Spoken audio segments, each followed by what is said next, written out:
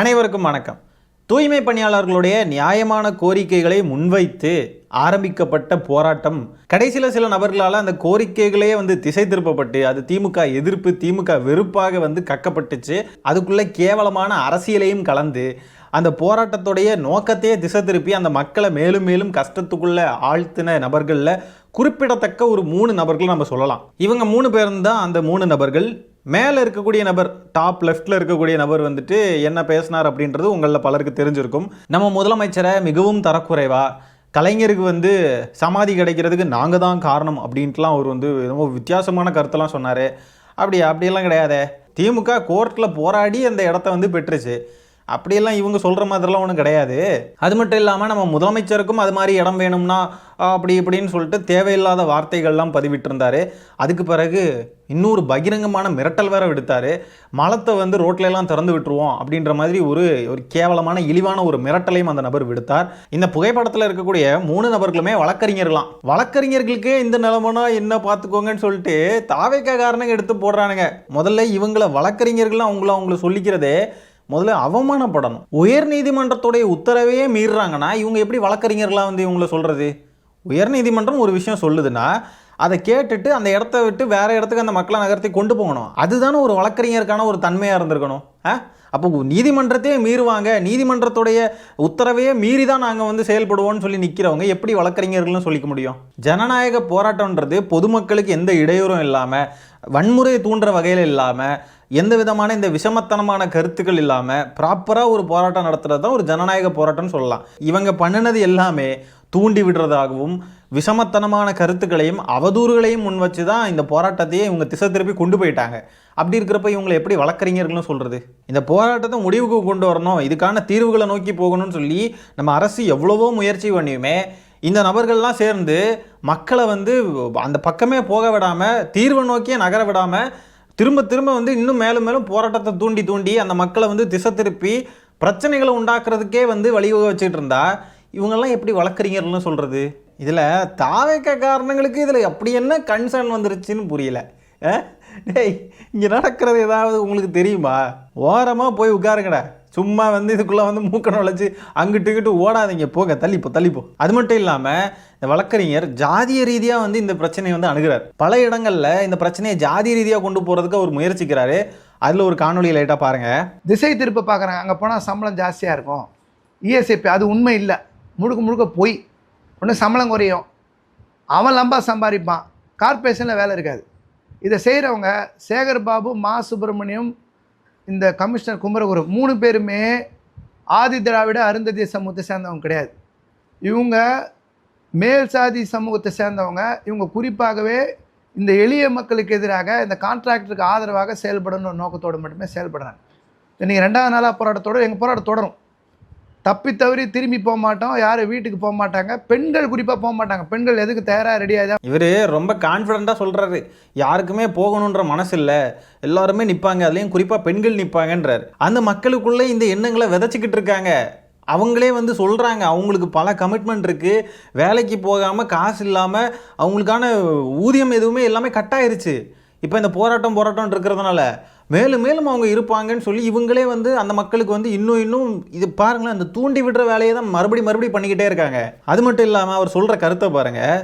அமைச்சர் சேகர் பாபு இவங்க எல்லாருமே பார்த்தீங்கன்னா மேல் சாதிக்காரங்க, அருந்ததிய ஆதி திராவிடர்கள் கிடையாது அப்படின்னு. அப்போ இவங்களுடைய எண்ணம் என்னவா இருக்குது பாருங்கள். இந்த சாதியை சார்ந்தவர்கள் தான் அவங்க நினைக்கக்கூடிய பொறுப்புகள்லையும் அவங்க நினைக்கக்கூடிய அதிகாரங்களையும் இருக்கணும் அப்படின்னு சொல்லி நினைக்கிறாங்க. அவங்க நினைக்கிற மாதிரி இந்த விஷயங்கள்லாம் இல்லை அப்படின்ன உடனே அதை ஜாதி ரீதியான மனநிலையில் இவங்கெல்லாம் அணுகிறாங்கன்னு சொல்லி ஈஸியாக அந்த பழியை தூக்கி போட்டுருவாங்களாம். நாங்கள் மறுபடியும் சொல்லுவோம், இந்த நபர்களுக்கெல்லாம் இந்த மக்கள் மேலே எந்த அக்கறையுமே கிடையாது. அந்த மக்களுடைய நலனுக்கோ அந்த மக்களுடைய கோரிக்கைகளையோ நிறைவேற்றணுன்றது இவங்களோட இன்டென்ஷன் கிடையாது.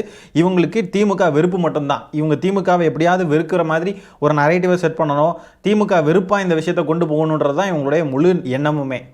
நடந்தது ஒரு தூய்மை பணியாளர்களுக்கான நலன் சார்ந்த விஷயங்க.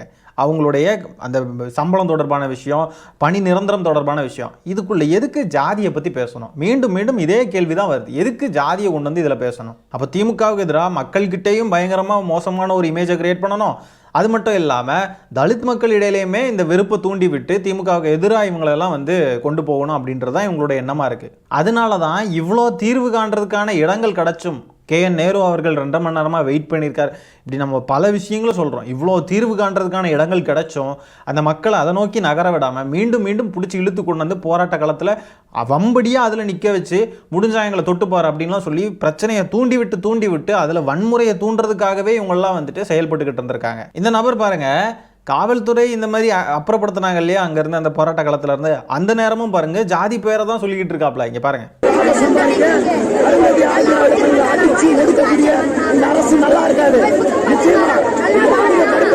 அவர் பேசுறது சரியா கேட்கல. அருந்ததி ஆதி திராவிட பெண்களை வந்து அடித்து கொடுமைப்படுத்துகிற இந்த அரசு நல்லாவே இருக்காதுன்னு சொல்கிறார். அது என்ன அருந்ததி ஆதி திராவிட பெண்கள்? அவங்க பெண்கள், அதுக்குள்ளே இருக்கு ஜாதியை கொண்டு வந்து திணிக்கிறீங்க. அப்போது உங்களுக்கு ஜாதி வெறி இருக்குது, அது அப்பட்டமாக வெளியில் தெரியுது பாருங்கள். நீங்கள் வந்து மக்களுக்காக போராடுறீங்க நீங்கள் சொல்கிறீங்களா? இப்படி ஜாதிய மனநிலையில் இருந்துக்கிட்டு ஜாதி வெறி பிடிச்சி போய் இருந்துக்கிட்டு அந்த மேல் சாதிக்காரங்க அமைச்சர்களாக இருக்காங்க, அதனால தான் எங்களுக்கு இப்படி பண்ணுறாங்கன்னு பார்த்தீங்கன்னா உங்களுக்கு அவங்க என்ன செஞ்சாலுமே அப்போ தவறாக தான் உங்களுக்கு தெரியும். பூனை கண்ணை மூடிக்கிட்டு உலகமே இருட்டாக இருக்குன்னு சொல்கிற மாதிரி தான் இருக்குது இவங்க சொல்கிறதெல்லாம் பார்த்தா. நீங்கள் கண்ணை மூடி வச்சுக்கிட்டு உலகம் இருட்டுன்னா என்னன்னு? அதில் இந்த வழக்கறிஞர் வந்து இப்படி சோர்வாக உட்காந்துருக்காராம். இந்த ஃபோட்டோ எடுத்து போட்டு பாருங்கள், எப்படி பாருங்கள், இப்படி இல்லை இவங்களுக்கே இந்த நிலமை பாருங்கன்றாங்க. ஏதோ அடித்து துன்புறுத்தி அவர் வந்து ரொம்ப மோசமான நிலைமையில் இருக்கிற மாதிரி போடுறாங்க. அப்படியெல்லாம் யாரையும் அடிக்கவும் இல்லை, யாரையும் துன்புறுத்தவும் இல்லை, வீணாக பழி சுமத்துறாங்க நம்ம காவல்துறை மீதும் அரசு மீதும். ஏங்க வெளியில் வெயில் மண்டையை பொழக்குதுங்க. அந்த வெயிலில் சும்மா போயிட்டு வந்தாவே அலைஞ்சிக்கிட்டு வேறு ஏதாவது வேலைகளை பார்த்துட்டு வீட்டுக்கு வந்தாவே அப்படியே வந்து இதே மாதிரி தாங்க இருப்பேன். ரொம்ப மோசமான நிலமையில தான் நானும் இருப்பேன். ஐயோ அப்படின்ட்டு வெறுத்து போயிருக்கும். அப்போ வெளியில் வெயில் கொடூரமாக அடிக்குது, இந்த மாதிரி வந்து வேர்க்குது, அந்த ரொம்ப கஷ்டமாக இருக்குது, உடம்பு வந்து சோர்ந்துருச்சு அப்படின்றதுக்காக அரசு மேலேயும் போலீஸ் மேலேயும் நம்ம பழிய தூக்கி போடலாமா? இவங்கெல்லாம் தூண்டிவிட்ட போராட்டத்தின் காரணமாக தான் அவங்களுக்கும் இந்த சோர்வான ஒரு நிலைமையே. இதுக்கு பின்னாடி அவங்களுக்கு பல லாபங்கள் இருக்குது, அதெல்லாம் இருக்கட்டும். ஆனால் வந்து இது வந்து அது ஒன்றும் பிரச்சனை இல்லை, ஒன்றும் பெருசாக அடியெல்லாம் இல்லை. அணில்கள் இதுக்கு வந்து வக்காலத்து வாங்குறானுங்க, அதுதான் மேட்ரு. அதுக்கு தான் நம்ம பதில் சொல்கிறோம். ஒரு பெண்மணிலாம் வந்துட்டு கையை உடச்சிட்டாங்கன்னு சொன்னாங்க, ஆனால் கை நல்லா ஸ்ட்ராங்காக நல்லா தான் போகிறாங்க, அடிச்சிட்டாங்கன்றாங்க, ஒரு காயம் கூட இல்லை, ஒன்றும் இல்லை. அதான் பரப்புவாங்க, பொய்யா அவதூறுகளாக அள்ளி வீசுவாங்க.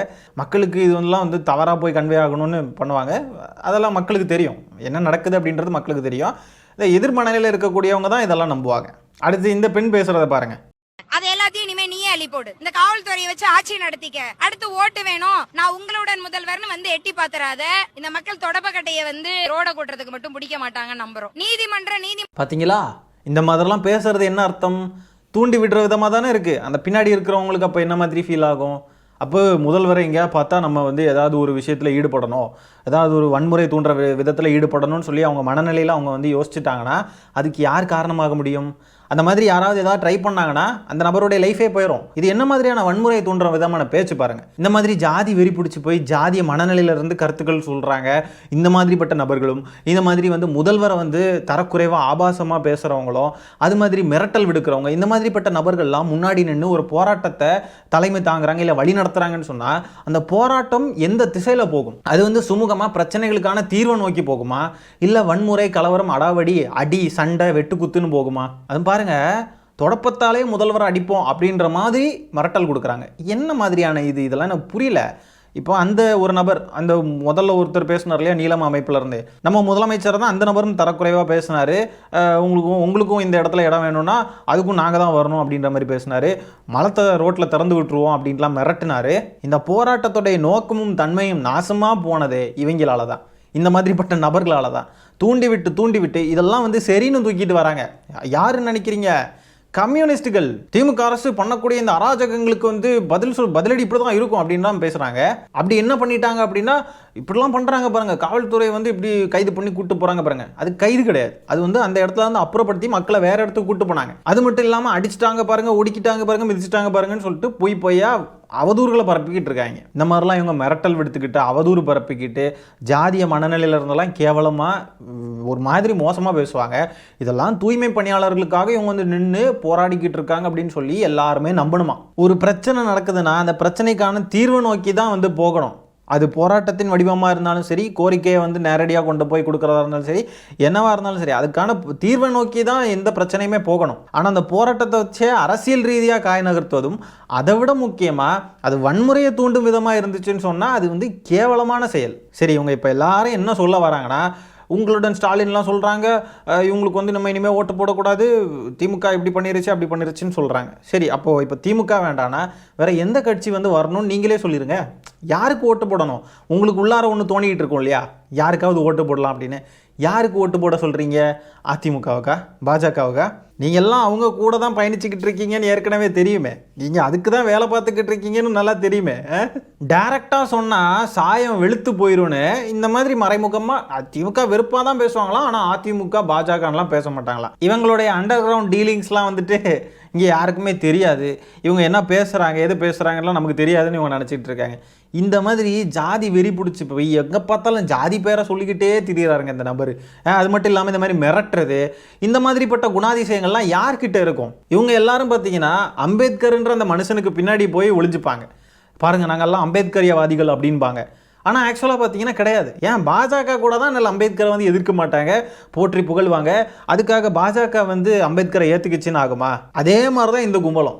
அம்பேத்கரையும் பேசுகிறோம், அம்பேத்கர் எங்களுக்கு வந்து கொள்கை தலைவர், அம்பேத்கர் தான் எங்களுக்கு எல்லாமேலாம் சொல்லுவாங்க. ஆனால் நடந்துக்கிறது முழுசும் ஆனால் அம்பேத்கருக்கு எதிராக தான். சாதி வெறி பிடிச்சி போய் திரிவாங்க, கான்ஸ்டிடியூஷனுக்கு எதிராக செயல்படுவாங்க, நீதிமன்றம் சொன்னால் கேட்க மாட்டாங்க, பொதுமக்களுக்கும் அரசாங்கத்துக்கும் முதலமைச்சருக்கும் மிரட்டல் விடுப்பாங்க. இதெல்லாம் வந்து அண்ணல் அம்பேத்கரை மீறுறது தானே. சங்கிகள் எல்லா உருவத்திலையுமே இருக்காங்க. ஏன் விஜய் அவர்கள் அண்ணல் அம்பேத்கர் பெரியார்லாம் சொல்லிட்டு வரலையா? அந்த மாதிரி சங்கிகள், சங்கித்தனங்கள் எல்லா இடத்துலையுமே இருக்கும்.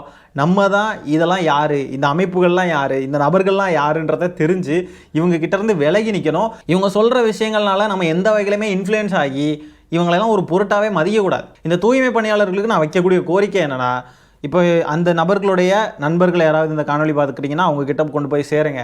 நீங்கள் சொல்லுங்கள், இந்த மாதிரிப்பட்ட புரோக்கர்கள், இந்த மாதிரி தூண்டி விடக்கூடிய நபர்கள் இவங்க சொல்கிறதையெல்லாம் கேட்காம நேரடியாக அரசு தரப்புலேருந்து யாரெல்லாம் அதிகாரிகளோ அமைச்சர்களோ அவங்கக்கிட்ட போய் பேசி இதுக்கான தீர்வை வந்து பார்க்குறது தான் முறையாக இருக்கும். அந்த தூய்மை பணியாளர்களுக்குமே இவங்களெல்லாம் பார்க்குறப்போ ஒரு நம்பிக்கை இருக்கும். இவங்க நமக்காக எல்லா விஷயமுமே பண்ணியிருக்காங்க, இன்க்ளூடிங் சம்பளம் போடுறது வரைக்கும். இந்த அமைப்புகள் நான் சொன்னேன் இல்லையா, இதுக்கு முன்னாடி ஒரு காணொலியில் சொல்லியிருப்பேன், இந்த சுய உதவி குழுக்கள் தான் வந்து இது வரைக்குமே பார்த்துருக்காங்க, சம்பளம் போடுற வரைக்குமே. அப்போ இவங்க மேலே தான் முழு நம்பிக்கை இருக்கும். இப்போ அவங்களுக்கு ஒரு சிக்கல் இல்லை ஒரு பிரச்சனைன்னு தோன்றப்போவும் இவங்க தான் களத்தில் வந்து நிற்கிறாங்க கூட அப்படின்னு அவங்களுக்கு அந்த நபர்கள் மேலே முழு நம்பிக்கையாக இருக்கும். ஆனால் அவங்க அவங்களுடைய சுயலாபத்துக்காகவும் அவங்களுடைய அரசியல் ரீதியான ஒரு காழ்ப்புணர்ச்சிக்காகவும் மட்டும்தான் இயங்கிக்கிட்டு இருக்காங்க அப்படின்றதெல்லாம் இந்த மக்களுக்கு புரியாது. அதனால இந்த மக்கள் அவங்கள நம்புறதை விட்டுக்கிட்டு நேரடியாக வந்து அரசு தரப்பில் பேசுனாங்கன்னு சொன்னால் இதுக்கான தீர்வு சுமூகமாக கிடைக்கும். இல்லைனா இந்த நபர்கள்லாம் தூண்டி விட்டுக்கிட்டு எஸ்கேப் ஆயிடுவாங்க. மக்கள் பாவம், தூய்மை பணியாளர்கள் பாவம், அவங்களே வந்து கஷ்டத்தில் அந்த வேலையை பார்த்து அவங்க வாழ்கிறதே ரொம்ப கஷ்டப்பட்டு வாழ்கிறாங்க. ஒவ்வொருத்தர்கிட்டையுமே போய் கேட்டால் அவ்வளோ சோக கதைகள் அவங்களுக்கு இருக்கும், அவ்வளோ கஷ்டங்களை சந்தித்து தான் அவங்க வாழ்கிறாங்க. அப்போ இந்த கஷ்டத்தில் இருக்கக்கூடிய நெருக்கடியில் இருக்கக்கூடிய நபர்கள் மேலும் மேலும் பாதிக்கப்படக்கூடாதுன்னா அவங்க அரசு தரப்பில் போய் பேசி இதுக்கான ஒரு தீர்வை காண்றது தான் ரொம்ப நல்லது. ஆகவே இந்த காணொலியை நான் இதோட என் பண்ணிக்கிறேன் மக்களே. நன்றி, வணக்கம்.